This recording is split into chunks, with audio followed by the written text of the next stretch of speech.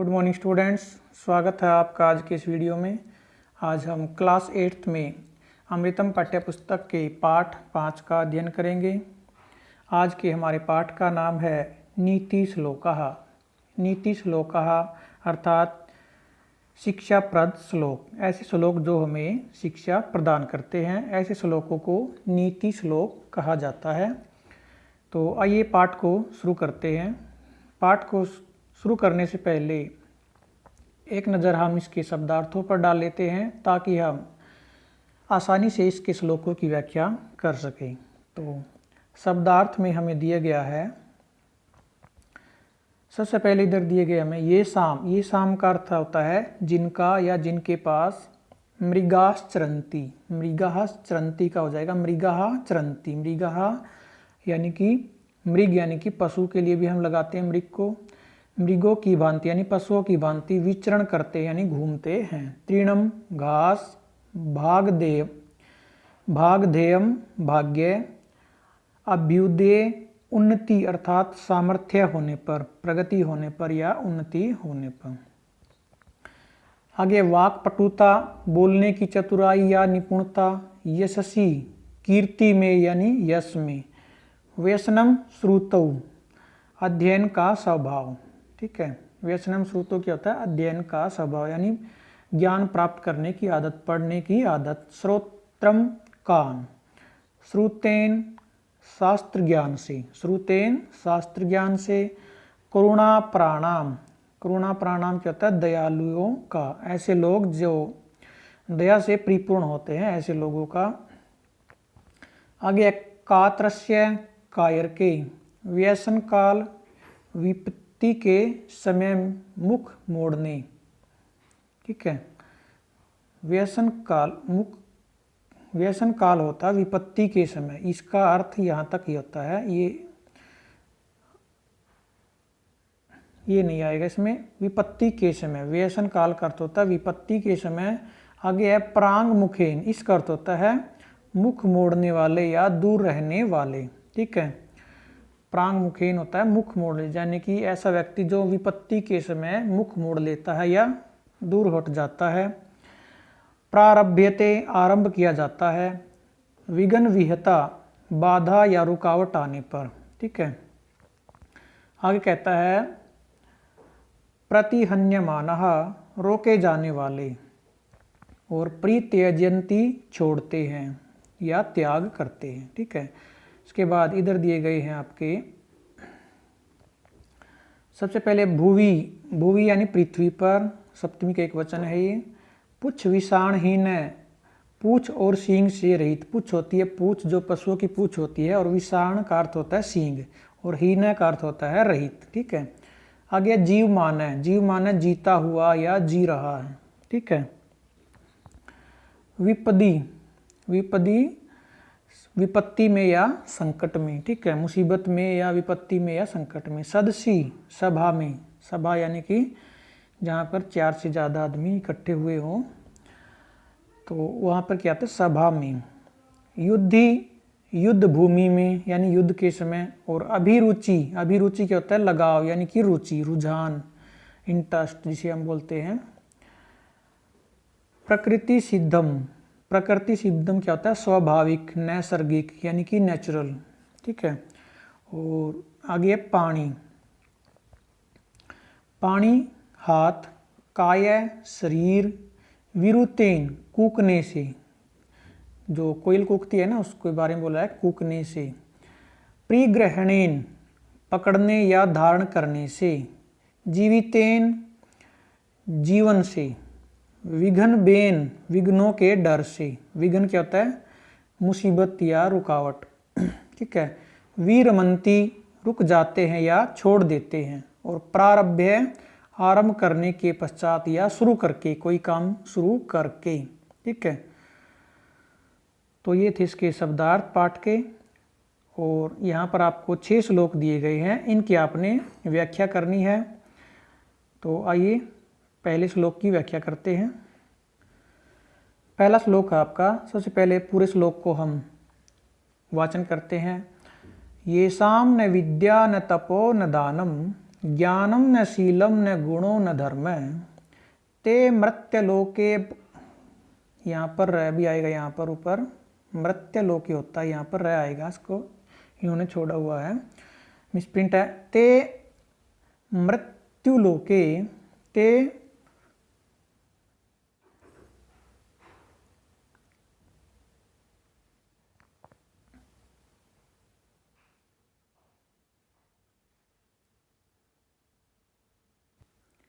यहाँ पर आपका जो है ये नीचे से ऊ की मात्रा इसकी कट जाएगी यहाँ से और ऊपर रह आएगा इसके। मर्त्यलोके होता है, मर्त्यलोके लिखा जाता है, मर्त्यलोके। ठीक है, तो इसको आपने ठीक कर लेना, मर्त्यलोके। इन्होंने मत्युलोके दिया हुआ, तो यहाँ से इसको कट कर देंगे, ऊ की मात्रा ऊपर रह लगा। ते मर्त्यलोके भुवि भारभूतः मनुष्य रूपेण मृगाश्चरन्ति।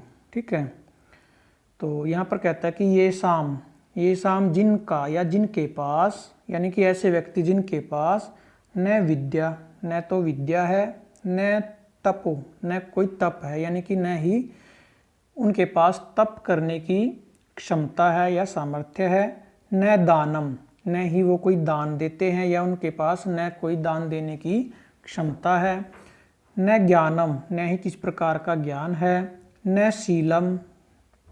ठीक है, न ही उनका जो शील क्या होता है स्वभाव वो अच्छा है, न गुणों, न ही कोई उनके अंदर गुण है किसी प्रकार का, न धर्म, न ही वे कोई धर्म का कार्य करते हैं, या ही अर्थात न ही उनकी किसी प्रकार के धार्मिक कार्य में रुचि है।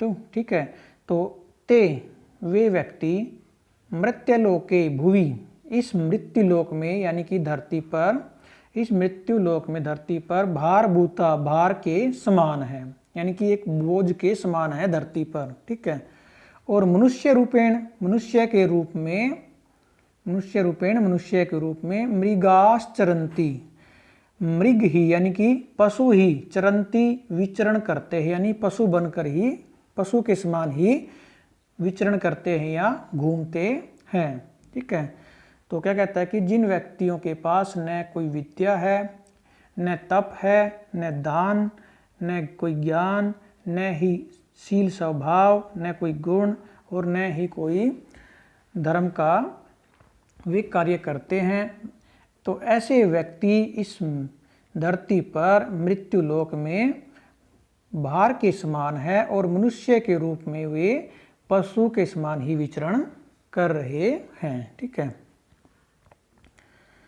उसके बाद आपका अगला श्लोक है, कहता है कि साहित्य संगीत कला विहीन साक्षात पशु पुच्छ विषाणहीन तृणम न खादन अपि जीवमान तद भाग देयम परम पशुनाम। कहता है कि साहित्य, जो हमारा साहित्य है, जितना भी जो भी कवियों ने या लेखकों ने लिख दिया है, जैसे कोई कविता लिख दी है या कोई एकांकी है, गद्यांश है, पद्यांश है, ठीक है, कहानी है, या हमारे जो भी वेद हैं, पुराण है, ये सारा क्या है, हमारा साहित्य है। संगीत के बारे में आपको पता है, ये जो म्यूजिक होता है, और कला, किसी प्रकार की कला, नृत्य कला, चित्रकला, ठीक है, बोलने की कला। तो विहीन का अर्थ होता है रहित, यानी कि ऐसे व्यक्ति जो साहित्य, संगीत और कला से रहित होते हैं। ठीक है, यानी कि जिनको न तो अपने साहित्य के बारे में पता है, न ही उनको संगीत में उनकी रुचि है, न ही उनमें कोई किसी प्रकार की कला है, तो वे व्यक्ति भी क्या है, साक्षात पशु, साक्षात रूप से पशु के समान है। और कैसे पशु हैं, पुच्छ, पूछ और विषाण सींग ही न रहित, यानी कि सींग और पूछ से रहित पशु के समान ही हैं। ठीक है, साक्षात पशु ही हैं। जिन व्यक्तियों में न साहित्य संगीत, यानी कि ऐसे व्यक्ति जो साहित्य संगीत और कला से रहित हैं, वे बिना सींग और पूंछ के साक्षात पशु ही हैं। और तृणम, क्या था, तिनका, अर्थात घास। ठीक है, तृणम न खादनपि, घास को न खाते हुए भी जीव माने जीवित रहते हैं, वे व्यक्ति घास न खाते हुए भी जीवित रहते हैं। तद वह भागदेयम, सौभाग्य की परम यानी कि श्रेष्ठ। तो यह परम सौभाग्य की बात है किसके लिए? पशु नाम, जो दूसरे पशु हैं, जो वास्तविक रूप से पशु हैं, उन पशुओं के लिए यह परम सौभाग्य की बात है। क्योंकि संसार में ऐसे पशु भी हैं जो बिना घास खाए भी जीवित रहते हैं। अगर वो भी घास खाने लगे, जो मनुष्य रूपी पशु है, अगर वो भी घास खाने लगे तो पशुओं के लिए घास की भी कमी पड़ जाएगी। ठीक है, तो ये बात तो पशुओं के लिए एक परम सौभाग्य की बात है। तो ये इसकी हो जाएगी व्याख्या कि जो व्यक्ति साहित्य, संगीत और कला से रहित है, वह पूंछ और सींग से रहित साक्षात पशु ही है। और वह व्यक्ति घास न खाते हुए भी जीवित रहता है, जो दूसरे पशुओं के लिए परम सौभाग्य की बात है। ठीक है, उसके बाद आपका तीसरा श्लोक है, विपदी धैर्यम अथ अभ्युदय क्षमा सदसी वाक्पटुता युद्धि विक्रम है यशसी चाभिरुच्य व्यसनम। तो यहाँ पर थोड़ा अलग अलग करके हम यशसी च अभिरुचि व्यसनम। ठीक है, यशसी चाभिरुचिर व्यसनम श्रुतौ प्रकृति सिद्धम इदम ही महात्म नाम। ठीक है, एक बार फिर से पढ़ लेते हैं। विपदी धैर्यम, यहाँ पर 3 शब्द है। धैर्यम अथ अभ्युदय क्षमा सदसी वाक्पटुता युद्धि विक्रम है यशसी च अभिरुचि व्यसनम। ठीक है, अभिरुचि ही व्यसनम श्रुतौ प्रकृति सिद्धम इदम ही महात्म नाम। ठीक है, तो विपदी क्या होता है? मुसीबत के समय या मुसीबत में। धैर्यम धैर्य, यानी कि जो व्यक्ति मुसीबत में धैर्य से काम लेते हैं। अभ्युदय, अभ्युदय क्या होता है? उन्नति के समय। उन्नति यानी प्रगति में क्या करते हैं वो? क्षमा कर देते हैं, अपने छोटों को या किसी को भी क्षमा कर देते हैं। सदसी यानी कि सभा में वाक्पटुता, बोलने की निपुणता रखते हैं। युद्ध में विक्रम, पराक्रम, युद्ध में पराक्रम से कार्य करते हैं। यशसी च अभिरुचि, जिनकी यश प्राप्ति में अभिरुचि होती है यानी कि लगाव होता है। और व्यसनम श्रुतौ, ज्ञान प्राप्ति में। श्रुतौ का अर्थ होता है ज्ञान प्राप्ति के लिए यानी कि पढ़ने में, वेद शास्त्रों के अध्ययन में। व्यसनम, व्यसन क्या होती है? लत यानी कि आदत, यानी जिसको ज्ञान प्राप्त करने की या पढ़ने की आदत होती है। ठीक है, व्यसनम का अर्थ होता है आदत या लत। श्रुतौ, ज्ञान प्राप्ति की, जिसको ज्ञान प्राप्त करने की आदत होती है यानी कि पढ़ने की आदत होती है। और प्रकृति सिद्धम, प्रकृति सिद्धम क्या होता है? स्वभाव से। प्रकृति सिद्धम इदम, यह जो कार्य है वो स्वाभाविक होते हैं। किसमें?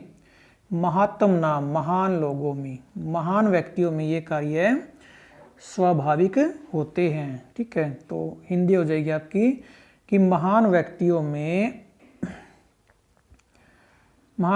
ये कार्य स्वाभाविक होते हैं कि वो विपत्ति में धैर्य से कार्य करते हैं, उन्नति में छोटों को क्षमा कर देते हैं, सभा में बोलने की निपुणता दिखाते हैं, युद्ध में पराक्रम का प्रदर्शन करते हैं और उनकी यश प्राप्ति में रुचि होती है, अध्ययन की उनकी आदत होती है। ठीक है, और अध्ययन की उनकी स्वभाव होता है या आदत होती है। तो ये सारे गुण जो महान लोग हैं उनमें स्वाभाविक होते हैं यानी कि प्राकृतिक रूप से ही होते हैं, जिसे आप नेचुरली कहते हैं। ठीक है, तो ये आपके 3 श्लोक हैं। बाकी के 3 श्लोक का अध्ययन हम नेक्स्ट वीडियो में करेंगे। आज के लिए सिर्फ इतना ही।